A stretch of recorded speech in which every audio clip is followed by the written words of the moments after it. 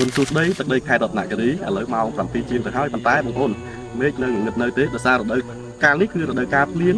ប៉ុន្តែភ្លៀងនៅក្នុងឆ្នាំនេះគឺភ្លៀងជ្រុំខ្លាំងមែនទែនបងប្អូនធ្វើឲ្យដំណាំកៅស៊ូរបស់ពុកម៉ែបងប្អូនមានបញ្ហាជាច្រើនដូចជាបញ្ហាផ្សិតបញ្ហាមេរោគនៅលើដើមផ្ទុះជាប់ដើមបញ្ហាគាំងជ័រ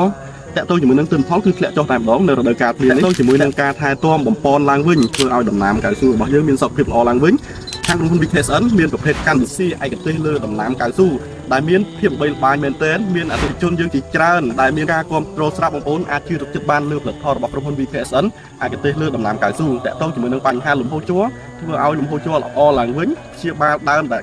គាំងខាសដាច់ជាច្រើនឆ្នាំឲ្យមានដង្ហើមជ័រឡើងវិញតកតទៅជាមួយនឹងទិន្នផលកើនទ្វេដងបងប្អូនតកតទៅជាមួយនឹងប្រសិទ្ធភាពគុណភាពបងប្អូនតាមដាននៅក្នុងវីដេអូជាច្រើនដែលក្រុមការងារយើងបានថតហើយបង្ហោះតកតទៅជាមួយនឹង feedback ដែលអតិថិជនគាត់បានប្រើប្រាស់ផ្ញើមកកាន់ខាងក្រុមការងារយើងតកតទៅជាមួយនឹងប្រសិទ្ធភាពយើងលក់ទំនុកចិត្តលក់គុណភាពលក់បទពិសោធន៍លក់បច្ចេកទេសបងប្អូនចូលរួមជាមួយប្រជាកសិករដើម្បីអភិវឌ្ឍកសិកម្មកម្ពុជា